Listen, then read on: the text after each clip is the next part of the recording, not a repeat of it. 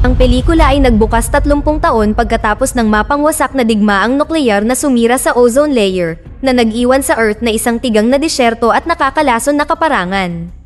Ang karamihan sa mundo ay nasunog, at maliit lamang na sibilisasyon ang natitira ngayon. Pagkatapos ay nakilala natin ang ating pangunahing tauhan, si Eli, na naglalakbay patungo sa west coast ng dating Estados Unidos. Si Eli ay nagtataglay ng kahanga-hangang mga kasanayan sa kaligtasan at madalas na tumutugis ng pusa bilang pagkain. Gabi-gabi, nakikinig siya ng musika sa kanyang iPod at nagbabasa ng misteryosong libro. Isang umaga, habang naglalakbay si Eli, nasaksihan niya ang isang grupo ng mga rider na tinambangan ang mag-asawa sa kalsada. Mabilis na pinatay ng mga rider ang lalaki at dinukot ang babae, na nagbabalak na pagsamantalahan siya mamaya. Nang mapansin ito, labis na nalungkot si Eli, ngunit ipinaalala niya sa kanyang sarili na wala itong kinalaman sa kanya at hindi siya dapat makialam. Matapos kumbinsihin ang sarili, lumayo siya roon at nagpatuloy sa kanyang paglalakbay. Ilang sandali pa, napagtanto ni Eli na ang kanyang iPod ay naubusan ng baterya na ipinag-alala niya. Pagkatapos ay tumungo siya sa kalapit na gumuhong bayan at pumasok sa isang tindahan kung saan nakilala niya ang engineer ng bayan. Tinanong ni Eli kung maaari niyang i-charge ang kanyang iPod at bilang kapalit, nag-alok siya ng isang vintage lighter at ilang wipes. Tinanggap ng may-ari ang alok at ipinaalam kay Eli na aabuti ng ilang oras upang may charge ang iPod. Nang tanungin ng huli kung saan siya makakahanap ng tubig, itinuro siya ng engineer sa malapit na bar. Sa isa pang eksena, dumating din ang grupo ng mga rider sa parehong lokasyon at nakipagkita sa kanilang amo na si Carnegie, ang warlord ng nawasak na bayan na ito. Lumalabas na siya ay desperadong naghahanap ng isang partikular na libro at ipinapadala ang kanyang mga tauhan araw-araw upang hanapin ito. Ang leader ng grupo, si Martz, ay nagbigay ng isang koleksyon ng mga nahanap na libro kay Carnegie, ngunit agad na napagtanto ng huli na wala sa mga ito ang kanyang hinahanap. Ibinigay din ni Martz ang isang maliit na bote ng likido na napagtanto ni Carnegie na isang shampoo. Nagpasalamat siya sa mga lalaki sa kanilang pagsisikap at inutusan silang uminom hanggat gusto nila mula sa kanyang bar. Pagkaalis ng grupo ng mga rider, inutusan ni Carnegie ang kanyang kanang kamay, si Redridge, na sunugin ang lahat ng mga libro. Hindi maintindihan ni Redridge kung bakit niya ipinapadala ang mga taong ito upang manguha ng mga libro araw-araw samantalang hindi naman sila marunong magbasa. Gayunpaman, nananatiling umaasa si Carnegie na balang araw ay makikita nila ang kanyang hinahanap. Kasunod nito, nilapitan niya ang kanyang bulag na asawa, si Claudia, at sinimulang hugasan ang kanyang buhok gamit ang shampoo.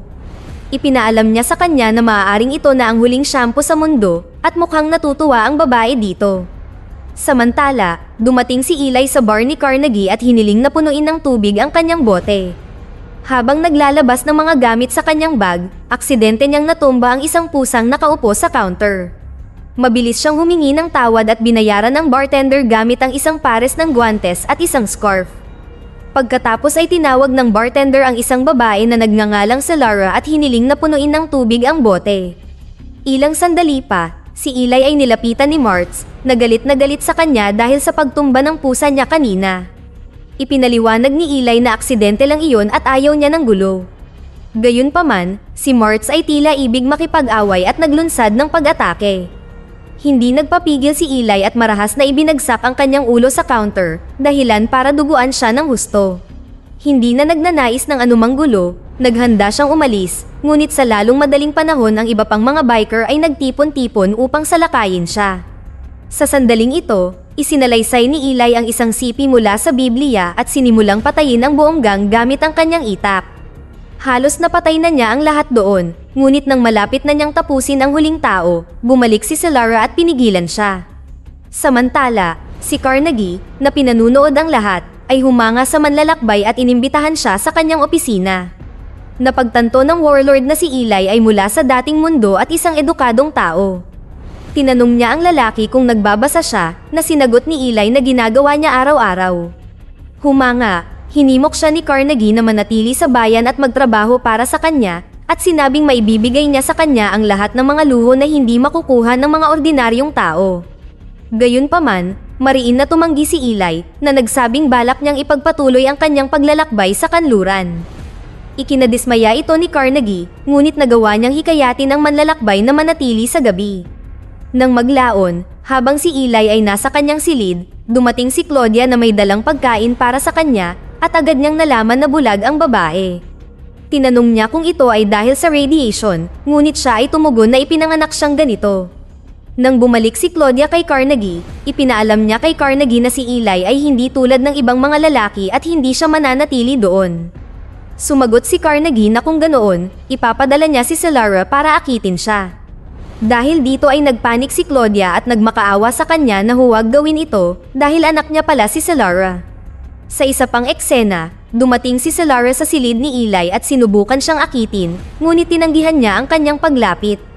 Pagkatapos ay nakiusap siya sa kanya na hayaan siyang manatili sa gabi, na ipinaliwanag na sasaktan ni Carnegie ang kanyang ina kung babalik siya. Iginiit niya na sa sahig siya matutulog, kaya atubiling pumayag si Eli. Nagsimulang mag-usap ang dalawa, at si Solara, na ipinanganak pagkatapos ng digmaan, ay matamang nakikinig sa mga kwento ng manlalakbay tungkol sa nakaraan.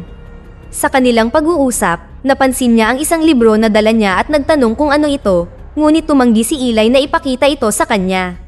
Sa halip ay nagtanong siya kung saan sila kumukuha ng kanilang tubig, ngunit tumanggi din si Solara na sabihin sa kanya. Pagkatapos ay ibinahagi ni Eli ang kanyang pagkain kay Solara at naglaan din ng ilang sandali upang turuan siya kung paano manalangin bago kumain. Kinaumagahan, sinamahan ni Solara sina Claudia at Carnegie sa almusal. Bago sila magsimulang kumain, hinawakan ni Solara ang mga kamay ng kanyang ina at binigkas ang panalangin tulad ng itinuro sa kanya ni Eli. Sa pagsaksi nito, nagulat si Carnegie at nagtanong kung saan niya ito natutunan. Hindi sumagot ang dalaga, kaya galit siyang nagpatuloy sa pananakit kay Claudia. Napilitan si Solara na ibunyag na si Eli ang nagturo sa kanya ng panalangin. Inamin din niya na mayroon siyang isang libro na may simbolo ng krus sa harap na nagpapahiwatig na ito ay isang Biblia.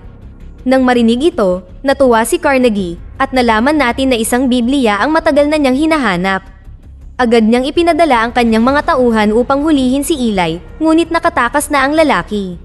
Si Eli ay nasa tindahan ni engineer at kinuha ang kanyang iPod bago naghanda na umalis. Gayunpaman, dumating din si Carnegie kasama ang kanyang mga tauhan at inutusan siyang ibigay ang libro. Nang tumanggi ang manlalakbay, sinimulan siyang barilin ng mga lalaki, ngunit nagawa niyang iwasan ang lahat ng mga bala na parang protektado siya ng Diyos. Habang nagpapatuloy sila sa kanilang pag-atake, gumanti ng putok si Eli at napatay ang marami sa mga lalaki. Nagawa pa niyang masugatan si Carnegie sa binti bago tuluyang umalis ng bayan. Pagkatapos nito, nagpatuloy si Eli sa kanyang paglalakad ngunit sinundan siya ni Solara na gustong sumama sa kanya. Ibinunyag niya na sa tingin ng kanyang ina ay mas ligtas siyang kasama si Eli kaysa sa bayan. Tumanggi si Eli na isama siya, ngunit nangako si Solara na ipapakita sa kanya ang pinagmumulan ng tubig kung papayagan siya nitong samahan siya. Nang marinig ito, sa wakas ay nagbago ang isip ng lalaki. Pagkatapos ay dinala siya ni Solara sa supply ng tubig ng bayan na lumabas na isang bukal sa ilalim ng lupa. Inihayag niya na halos lahat ng nakakaalam tungkol sa lugar na ito ay patay na, kaya ginagamit ni Carnegie ang tubig upang mapanatili ang kanyang paghahari sa bayan. Samantala, ginamot ni Carnegie ang kanyang sugat at inutusan si Redridge na tipunin ang kanyang mga tauhan at maghanda upang sundan si Eli. Hindi nauunawaan ni Redridge kung bakit nagsisikap siya ng husto para lamang sa isang libro, kaya sinabi ni Carnegie na ang libro ay isang sandata. Ipinaliwanag niya na sa pamamagitan ng pagsasamantala sa mga turo nito, maaari niyang itanim ang pananampalataya at pag-asa sa mga tao, na babaguhin sila bilang mga panatiko na gagawin ang anumang bagay sa ilalim ng kanyang utos. Sa pamamagitan ng isang hukbo na tuwirang sumusunod, maaari niyang palawakin ang kanyang kontrol sa mas malaking teritoryo. Sa gabi, si Eli at Solara ay sumilong sa guho ng planta ng kuryente. Nagtataka siya kung bakit napakahalaga ng aklat, kaya ipinaliwanag ni Eli ang kanyang misyon sa kanya. Ayon sa kanya, ang Bibliyang ito ang huling natitirang kopya, ang lahat ng iba pa ay sadyang nawasak pagkatapos ng digmaang nuklear. Ibinunyag ni Eli na napakaswerte niya na nakaligtas siya sa digmaan. Isang araw, narinig niya ang isang tinig na naririnig mula sa langit, na gumabay sa kanya sa isang lokasyon kung saan niya natagpuan ang aklat. Pagkatapos nito, hinimok siya ng boses na maglakbay pakanluran hanggang sa makakita siya ng lugar kung saan ligtas ang aklat. Tiniyak din ito sa kanya na poprotektahan siya sa kanyang paglalakbay. Kaya naman, sa nakalipas na 3 dekada, siya ay naglalakbay sa kanluran, ginagabayan ng kanyang pananampalataya at nagbabasa ng Biblia araw-araw ng walang kabiguan. Kinaumagahan, nagpatuloy ang dalawa sa kanilang paglalakbay at hindi nagtagal ay nakarating sila sa isang bahay sa gitna ng disyerto. Naniniwala sila na ito ay inabandona at sinubukang pumasok, ngunit agad na nahulog sa isang hukay, na nagpapakita na ito ay isang bitag. Lumabas ang matandang mag-asawang nagngangalang George at Martha, at tinutukan sila ng baril. Babarilin na sana sila ng mag-asawa, ngunit nang makita nila si Solara ay biglang nagbago ang kanilang ugali. Inimbitahan nila ang dalawa sa loob at inalok sila ng tsaa. Gayunpaman, napansin ng dalawa ang hindi mapigilang panginginig ng kamay ng mag-asawa, kaya naghinala sila. Nakita din nila ang malaking sementeryo sa likod bahay at ipinagpalagay na maaaring cannibal ang mag-asawa. Nang mapagtantong magiging pagkain sila, nagmamadaling lumabas ng bahay ang dalawa. Tinutukan sila ng baril ni George para pigilan sila, ngunit inilabas din ni Eli ang kanyang sandata at umalis kasama si Solara. Gayunpaman, paglabas pa lamang nila, nakita nila si Carnegie at ang kanyang mga tauhan na papalapit sakay ng sasakyan. Nang walang ibang pagpipilian, umatras ang dalawa sa loob ng bahay at nagkulong sa loob. Pagkatapos ay gumamit si Carnegie ng megaphone at hiniling na lumabas sila dala ang libro. Ngunit nang wala siyang natanggap na tugon, inutusan niya ang kanyang mga tauhan na simulan ang pagbaril sa bahay. Sa takot na mapapatay silang lahat, inilabas ni George ang tambak ng mga armas, at ang 4 ay nagsimulang magpaputok pabalik sa mga umaatake. Gayunpaman, sa kabila ng kanilang mga pagsisikap, wala silang laban sa mga tauhan ni Carnegie na may mas mahusay na mga sandata. Ang matandang mag-asawa kalaunan ay napatay habang sina Eli at Solara ay nahuli.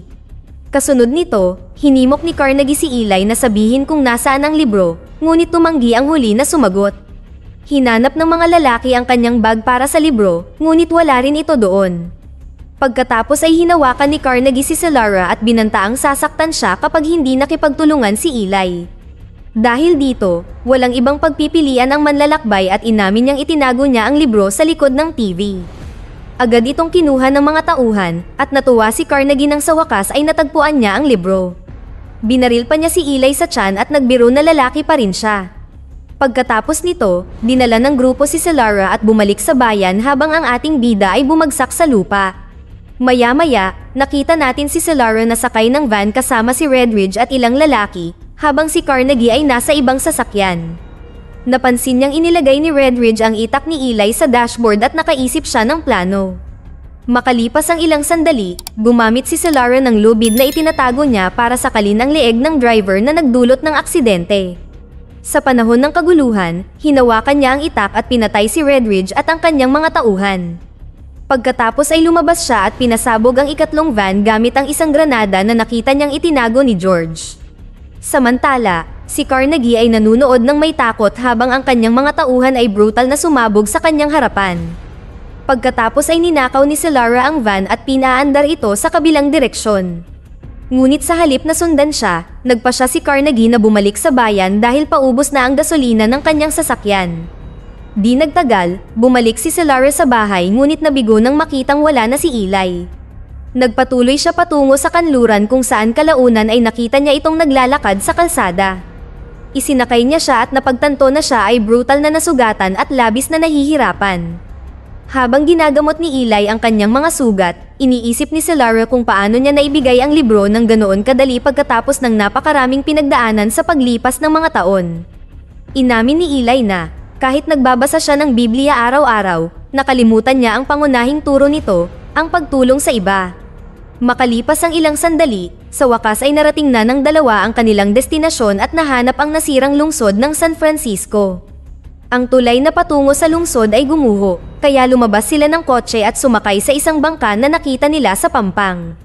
Pagkatapos ay tumawid sila sa ilog at tumuloy sa dating bilangguan na isla ng Alcatraz. Ilang sandali pa, tinutukan sila ng baril ng ilang gwardya at hiniling na malaman kung sino sila. Ipinakilala ni Eli ang kanyang sarili at sinabing siya ay nagtataglay ng tanging kopya ng King James na bersyon ng Biblia. Nang marinig ito, pinayagan sila ng mga gwardya na pumasok, kung saan natuklasan nila ang isang maliit na komunidad na naninirahan sa isla. Ang pinuno, na nagngangalang Lombardi, ay bumati sa dalawa at binigyan sila ng paglilibot sa lugar. Ipinaliwanag niya na ang mga tao dito ay nakakolekta ng mga piraso ng sibilisasyon at iniingatan ang mga makabuluhang akdang pampanitikan at musika mula sa nakaraan. Naayos pa nga nila ang makina sa paglilimbag para ibahagi ang kaalaman, ngunit ang tanging kulang ay ang Biblia. Samantala, si Carnegie ay nakabalik na sa bayan, ngunit lumala ang kanyang sugat, na nag-iwan sa kanya sa mahinang kondisyon. Sinubukan niyang buksan ang Biblia ngunit natuklasan niyang nakalock ito, na ikinadismaya niya. Pagkatapos ay tumawag siya sa engineer ng bayan at hiniling na maingat niyang buksan ito. Pagkatapos ng ilang pagsisikap, nagawang buksan ng engineer ang lock, ngunit natigilan si Carnegie nang makitang nakasulat ito sa braille. Desperado, nilapitan niya si Claudia at hinimok itong basahin ito, ngunit nagsinungaling siya, sinabing nakalimutan na niyang magbasa dahil napakatagal na nito. Ipinaalam din niya sa kanya na naamoy niya ang impeksyon sa kanyang nasugatang binti at nararamdaman na malapit na itong mamatay. Ang masama pa nito, dahil sa walang tigil na pagtugis ni Carnegie kay Eli, naubos ang bilang ng kanyang mga tauhan. Dahil dito, nag-alsa ang mga taong bayan at pinatay ang natitira sa kanyang mga tauhan. Sa lalong madaling panahon ay namayani sa lungsod ang kaguluhan, at walang magawa si Carnegie kundi manood lamang habang siya ay namatay sa kanyang pinsala.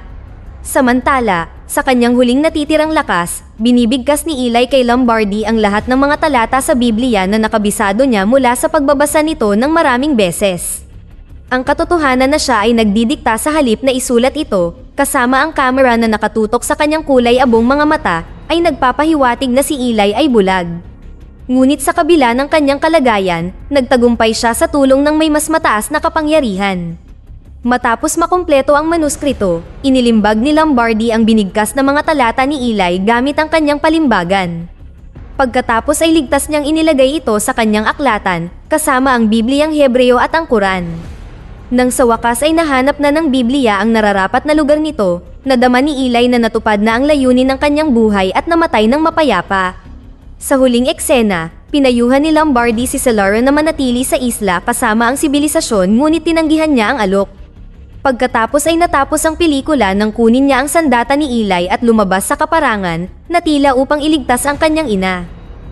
Dito na nagtatapos ang ating kwento. Sana ay nagustuhan nyo. Mag-subscribe na kung hindi ka pa nakasubscribe, pindutin na rin ang notification bell at like button upang matulungan ang channel, at mag-iwan na rin ng komento. Maraming salamat sa panonood.